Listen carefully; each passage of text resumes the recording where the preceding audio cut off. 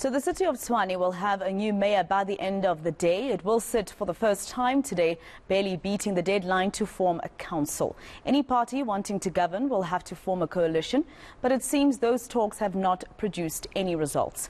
The ANC has put up Frans Bushielo for mayorship, while the DA's Randall Williams is hoping to keep donning the mayoral chain. eNCA's Govan Whittles is in the capital for us, and he joins us now live. Govan, after what happened over the course of the weekend with those 6 political parties, including the DA and Action SA, I thought it was quite clear what's going to happen in the city of Tshwane. What's taking so long?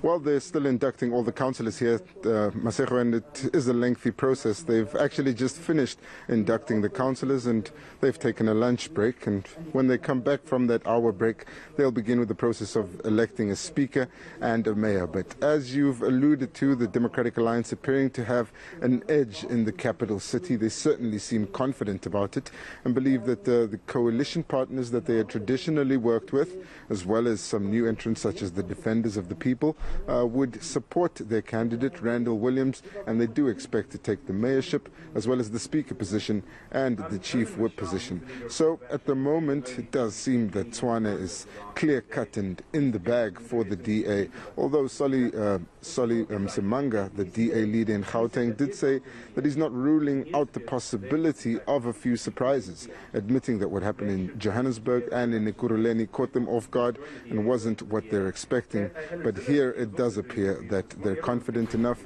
to go into the lunch break feeling like they'll come back and elect their own speaker and their own mayor. Govan, just for the sake of context for our viewers, why is it that Solly Msimanga told you that Johannesburg and Ekurhuleni were a surprise for him? They didn't count on the EFF support in either of those cities. Spoke to Herman Mashaba a little bit earlier and he made it clear that they're forcing the DA into negotiations. They said that they don't trust the Democratic Alliance, they don't trust John Steenhuisen and Helen Zille after the meetings they have. Herman Mashaba believes that the views presented in those meetings were misrepresented by the DA leadership and they'd much rather prefer to deal with the DA from a position of leverage. And right now the Democratic Alliance could theoretically appoint only DA MMCs and mayors and the mayoral committees, but they wouldn't be assured of continued governance in the metros, because not only would the informal coalition or the voting partners be able to unseat each other through motions of no confidence, but the amended budget or adjusted budget that's expected here in the city of Tshwane and Ekurhuleni and Johannesburg, as well as the main budget, needs to be passed by a majority. And at the moment the EFF and Action SA's informal pact or agreement to work together to keep the DA in power is what's keeping the DA in power. Without them, it doesn't appear that the DA would be able to govern the cities for an extended period of time.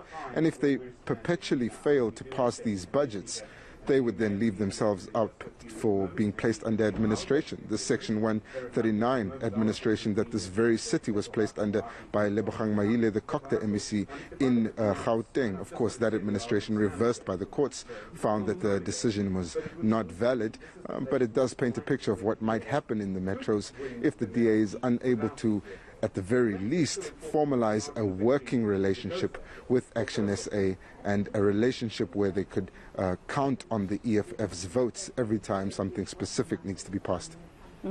Now, Govan, we've heard from you with regards to what the DA is telling you, what Action SA has said, and as well as the EFF. But I think a lot of people are interested to know at least what the ANC has been telling you after yesterday's thrashing. The president himself of the ANC, Cyril Ramaphosa, today telling the media that he's disappointed. Have you heard anything from the ANC in the city of Tshwane? They don't expect to take the city, Masego. They don't expect to get enough supports from the smaller parties to get them over the line and run a coalition government. I should point out that there are serious divisions that we're aware of in the ANC caucus in Tshwane over the fielding of the candidate Frans Bushielo, who was confirmed by the NEC as the mayoral candidate for the ANC in the city of Tshwane. That's despite Kgosi Mahepa doing all of the work during the election, as well as his deputy going out into the areas and galvanizing that support.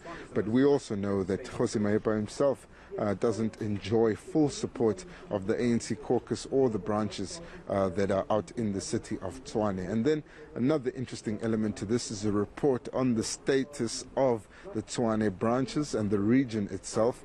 We understand that report to have been compiled and finalized at this past weekend's National Executive Committee meeting, where some serious findings regarding the legitimacy of the branches in Tshwane were made. Those findings haven't filtered out to the public yet, but we do understand that they raise serious questions about the stature of the branches in Tshwane and whether or not they've been infiltrated by business forums who are using their proximity to the state to solicit tenders from the city of Tshwane. That we understand to be a serious concern within the ANC in Tshwane at the moment, but it's unclear how it will affect what goes on in this council. After all, the ANC is gearing up to go into the opposition benches, and it's a position that they've been in before since they came out of this last administration, but it is one that they fought vehemently, and by all indications they'll try to use this lunch break to stage some sort of coup and disrupt the DA's plan,